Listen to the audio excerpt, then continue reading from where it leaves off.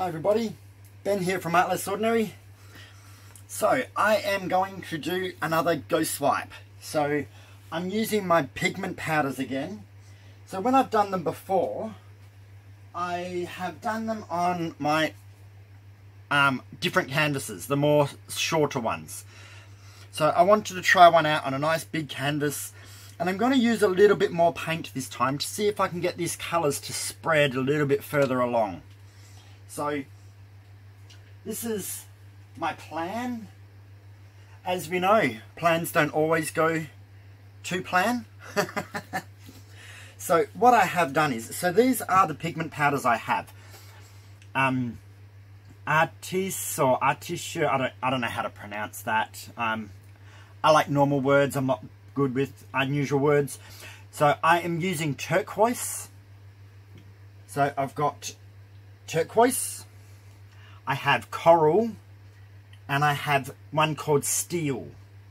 So it's kind of like a metallic black, metallic corally colour, and metallic turquoise. And with these, I've used my binder medium. So if you can't get binder medium or you don't know what it is, it's like a mixing fluid.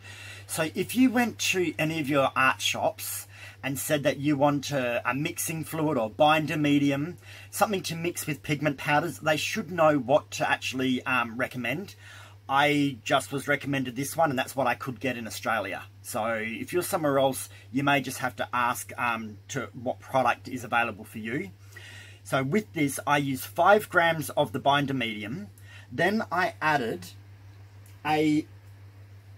when I say a scoop, so this is a normal size pop stick, I probably dip about 1 centimetre of the end in a little heap, tap it in, and then I stir it. Once it is stirred really well, so you stir it extremely well. Once it is stirred really well, it becomes about 6 grams in total of weight. Then I add Australian floetrol. I add 6 grams into that mixture, and I stir that in really well. Then once that is stirred in really well, I add another 6 grams and stir that in well. So ultimately, it's 2 parts floetrol to 1 part of the binder and powder mixture. So it becomes like a 2 to 1. Then that's it, and I just keep stirring them. I leave them a little 5 minutes, I give them another stir, I leave them 5 minutes just to make sure it's mixed through really well. And you don't use a lot of this. These are pretty good. So and they got nice colours in them. So what I also do is I put it down on a little piece of this card, just so I can see what it looks like as it's dry. So it's nice and metallic-y. The turquoise kind of gives off a green sheen. The steel gives off a grey sheen, and the coral probably stays similar. This one here changes colour a bit in the angle depending on what you get. So that's what I do. I also mix up a plain black. So you can use Amsterdam black, you can use whatever black you like. I use Holcroft because that's what I have. Now this is 1 part paint, 3 parts Australian floetrol. Then I do my base mixture, which you can do any colour. I often do white. I was considering doing a little light grey, but I thought, no, I'll do a white again. And this is 1 part paint to 4 parts floetrol. So I just use marte white. It doesn't need to be an expensive white. It can just be... Marte's actually a pretty good brand. So it's not what I would call top of the range, but you're not paying top of the range prices. So it actually works really well for what I want to achieve. So that is what I have done. Now, these all I'm moving out of the way, hopefully where I'm not going to knock them. And I am going to do my base coat. So I put my base coat on, I spread it around the whole canvas, the sides, and then I tilt it until it goes over the edges and becomes nice and even. I normally do it on my trays, but this canvas is too big for my trays. My trays are just lids from tubs that when you go to the hardware store or something and you buy like a tub with the lid. These ones I can actually just buy the lid separate. I don't have to actually buy the tub. So I just buy those lids. They're really good. I find them good for the smaller canvases. This one here is going to mess up my plastic tablecloth, but I can always throw that away once it gets too messy. Alright, so I'm going to pause it and I'm going to do the base coat. Okay, I'm back. So, and just letting you guys know, I've got my notifications turned on still.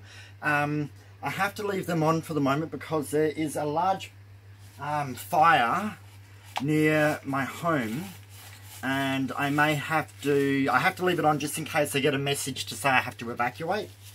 So,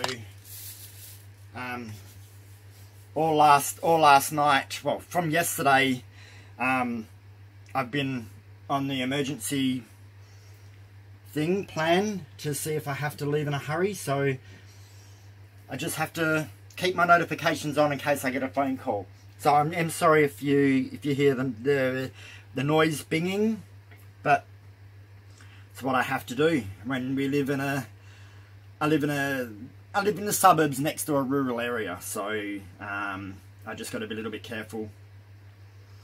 Alrighty, so this is the steel. So I'm gonna do the steel first, I think. So I'm gonna do a wiggly line like I usually do, and it is sinking. So when it sinks, it means it's heavy. It does do that when it is a metallic. Well, especially the powders do it more than anything. It just means that the colour doesn't go as far, which I was hoping it would. Oh well.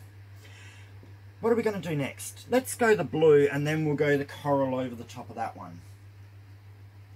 So I'm going to put a larger amount of the colour on. Hopefully that means it will not disappear so much.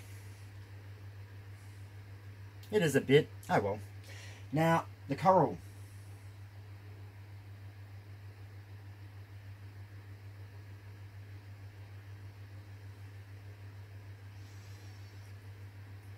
Yep, they all want to sink.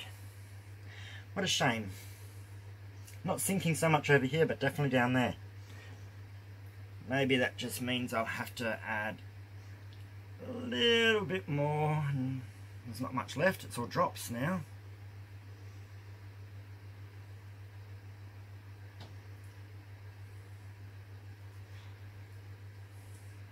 I definitely did use more than I normally do. I use some English. Okay, now we'll just do a little bit of a black.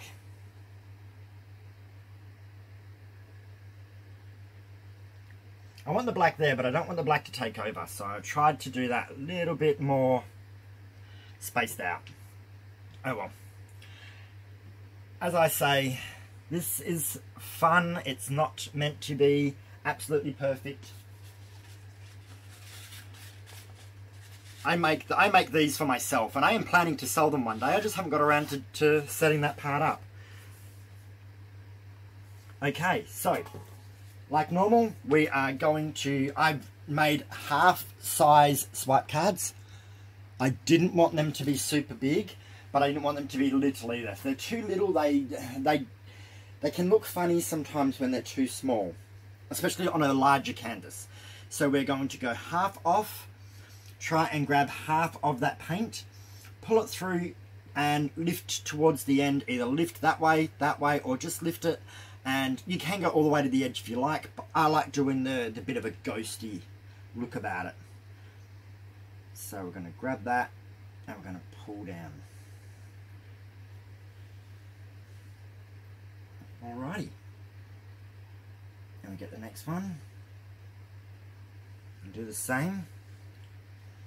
So let's just hope that the colours don't sink too much under that white. That's what actually makes them a little bit more paler.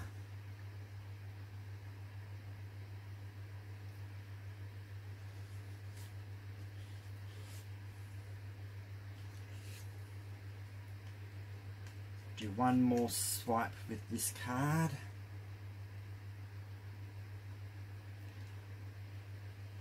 But you can see that lacing appear really quickly. So I'm hoping this gives some really cool effects. And I've turned my card around.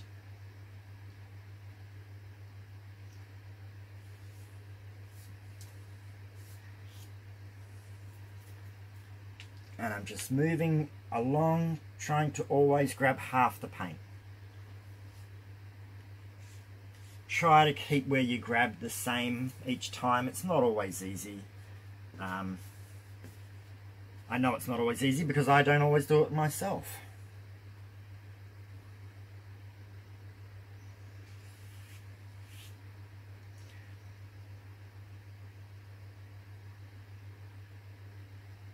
And we don't always see the true potential of this until it dries. Now, I'm grabbing a lot of paint, so this paper towel's gotten very soggy very quickly, so we are swapping it for another one. And while I'm at it, I'm going to swap my paint card for another one. Don't use yucky or ones that aren't performing best. Always get another one.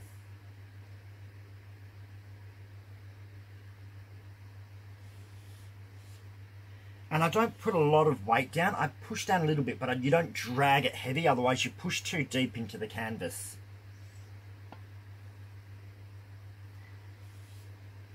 It's kind of more you're grabbing the paint and then gliding it through.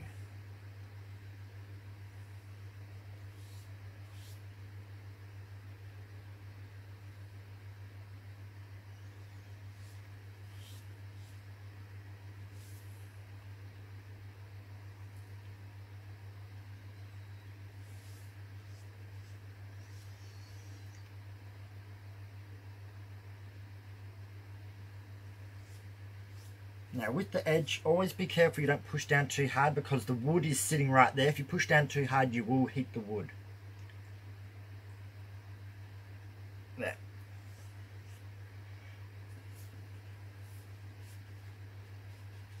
Okay. That's looking alright. It is a little bit heavier over there, isn't it? Don't always fuss about that.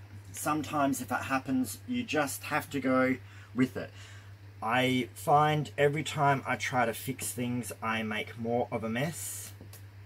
So I am often better off not to try and fix them.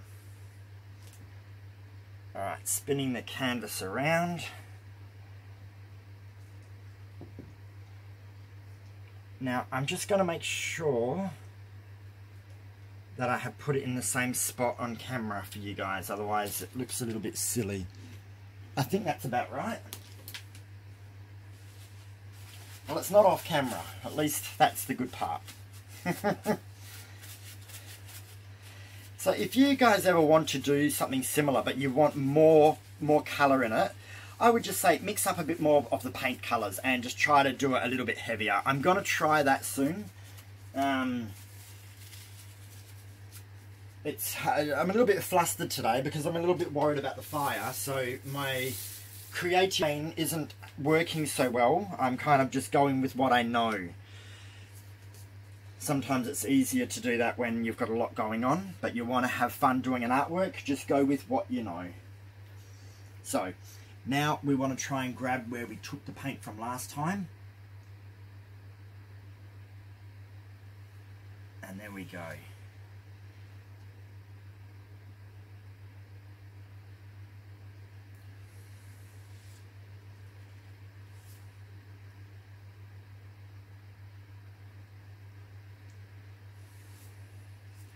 And you can't always tell the full effects of these until they dry, because those colours won't show much metallic in them until they've actually dried. I think they will actually be quite good. They look a little bit heavier.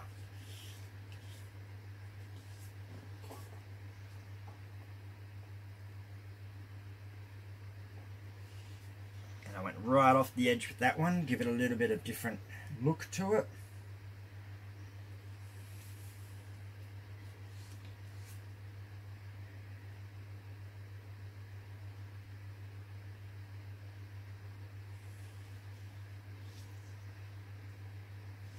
card I've got to turn around. It's getting a little bit, starts to curl a little bit. We don't want that. That one came out really blue. Oh, turquoise.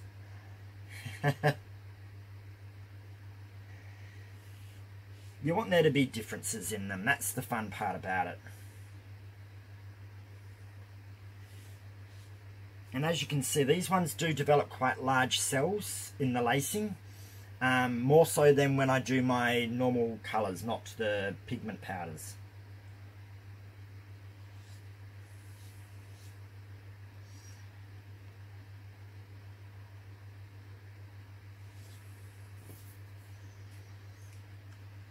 Okay, and as you can see, I keep getting new paper towels because they keep getting soggy.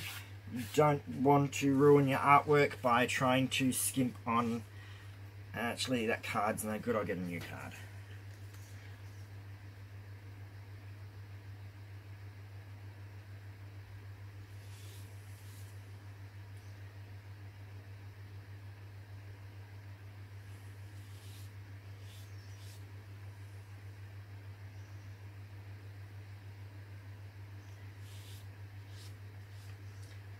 Alrighty, that's about it. So the only difference I can say about this artwork is the black has definitely come out more heavier on that side than it has on that side. But that may change, it may not. It doesn't worry me. I'm not, I can be a perfectionist, but I often with art I say, don't worry about it. It's art. If you wanted it to be perfect every single time, then you would use a photocopier, in my eyes, or print pictures out with the computer. If you want things to be unique and different, that's why we actually get out there and physically grab a canvas, grab paints, slosh it around and see how it all turns out. It's the fun part of it. So, I think these colours are going to look really, really good when they're dried. So, again, there is a fair amount of colour that stays in this like middle third. When you get to the outer thirds, the colour is there, but I don't think it's strong enough or heavy enough for the shimmer to really come out in the pigments as much. It really seems to come out more in the heavier, strong parts. But you do get the nice lacing. So it does give you quite different effects in it. And the lacing in this is actually quite big. And the cells are even quite big. They've really swelled up and done their own little form of what they want to do. So we are going to try something different next time I do one of these. I'm probably not going to do a wiggly line. I'm probably just going to do a normal straight line down the middle and see how that turns out. But for now, I wanted something simple. Why my brain isn't focused on the plan, and just do something enjoyable. Take my mind off the outside world for a little bit. Alright, so I'm going to pause it and bring you down. Alright, there we go. So, it's not too bad. This is a 30 centimetre by 60 centimetre canvas, which I can't remember how many inches that is right now. My brain's not exactly functioning. But that doesn't matter. It's easy to work out. That's what Google's for. But as you can see, there's quite strong colour. The black is a little bit strong in this side. Over here, I'm not going to be too fussed, because there is black all the way through it.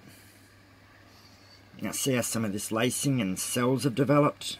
They're pretty cool. The colour is definitely going to shimmer once it's dry, especially these heavy parts where it's quite defined. Sometimes when the white goes over it, like the white goes over this blue, it kind of hides the shimmering pigment in it. But you kind of want things to be a little bit different each time. You don't always want them to be identical. I can say that now. I like doing ghost swipes, and I do have lots of these, but I don't want them always to look identical. So that's the fun part about it. But yeah, so this is the artwork. Because it's heavier at one side than the other, I'm actually hanging this like from one of the ends, instead of actually hanging it from a landscape point of view. I might hang it as a portrait kind of view. I think that might just change it up a little bit. But yeah, so hopefully we'll get to see this once these pigments have actually dried. Let me see if you can see the shimmer on... I can't hold it and hold the camera in focus. Let me see if I can without dropping my phone. So can you see the shimmer that they get? So the turquoise, the steel and the coral, they kind of just get that nice shimmer on them, and that's what will happen in the artwork once it has kind of dried and done its little thing. So that is the exciting part about this as well. You don't even know how much it's going to shimmer until it dries and you look at it. So this is a ghost wipe using pigment powders in turquoise, coral and steel. So I hope everyone enjoyed themselves. So comment, like, share and subscribe if you have not already, and I will see you soon for another pour. I'm not sure what it's going to be yet, but I'll try and think of something exciting. Alright, have fun everybody, catch you later, bye.